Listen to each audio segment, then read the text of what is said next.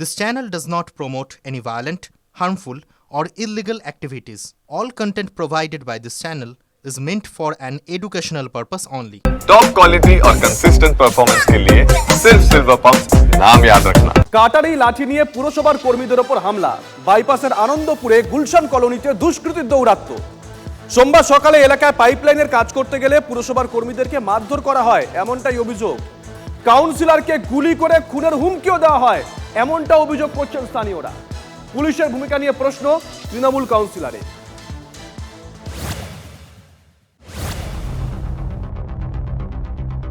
আবার উত্তপ্ত হয়ে উঠল কলকাতা পুরসভার ১০৮ নম্বর ওয়ার্ডের গুলশান কলোনি।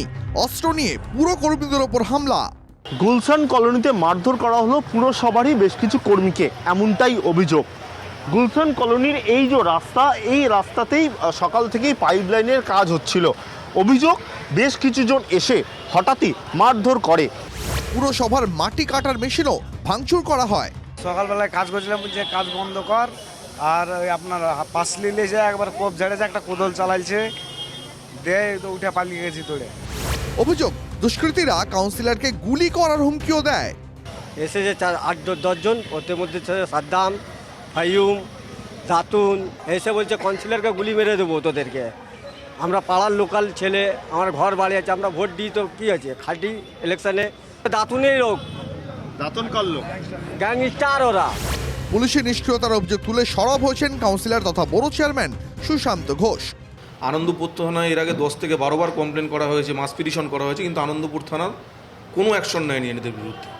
সকালবেলা কমপ্লেন করলে দুপুরবেলা ডাকে, সন্ধ্যাবেলা ছেড়ে দেয়। এদের এগেনস্টে খুন, রেপ, সমস্ত রকমের অভিযোগ আছে। দুষ্কৃতীদের বিরুদ্ধে এলাকার উন্নয়নে বাধা দেওয়ার অভিযোগ তৃণমূল কাউন্সিলরের গলায়। গুলশান কলোনির ডেভেলপমেন্ট একটা অংশ চাইছে না।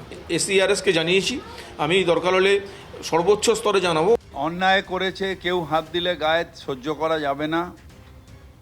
যে কোনো পৌরসভার কর্মীর গায়ে হাত দেওয়া অর্থাৎ আমার গায়ে হাত দেওয়া, আমার গালে চড় মেরেছে। আইন অনুযায়ী যা যা ব্যবস্থা করার আমরা করব। এই গুন্ডামিগুলো চলতে পারে না। গত কয়েক বছরের একাধিক অপরাধমূলক ঘটনায় উঠে এসেছে ইএম বাইপাস সংলগ্ন গুলশান কলোনির নাম। সম্প্রতি কসবায় পুরো প্রতিনিধিকে লক্ষ্য করে গুলি চালানোর চেষ্টার ঘটনাতেও পুলিশি তদন্তের সামনে এসেছে গুলশান কলোনির সিন্ডিকেট বিবাদ। তার জেরেই সুশান্ত ঘোষের উপরে হামলার পরিকল্পনা করা হয়েছিল বলে জানতে পারেন তদন্তকারীরা। অপরাধের বাড়বাড়ন্ত কমাতে পদক্ষেপের কথা বলা হলেও গুলশান কলোনি রয়েছে সেই গুলশান কলোনিতেই। ক্যামেরায় কল্যাণের সঙ্গে সুশোভনের রিপোর্ট, TV9 বাংলা।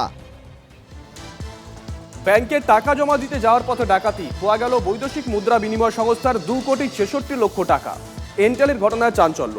সোমবার বেলা 11:30 নাগাদ সংস্থার 2 কর্মী নগদ 2,66,00,000 টাকা নিয়ে ট্যাক্সিতে ব্যাংকের উদ্দেশ্যে রওনা দেন। ফিলিপস মোড়ের কাছে রাস্তা আটকে 2 দুষ্কৃতী গাড়িতে উঠে পড়ে। এরপর গাড়িটিকে অচেনা জায়গায় নিয়ে গিয়ে টাকা নিয়ে চম্পট দেয় দুষ্কৃতীরা, এমনটাই অভিযোগ। এনটালি থানায় পুলিশ গোটা ঘটনা তদন্ত ইতিমধ্যেই শুরু করেছে।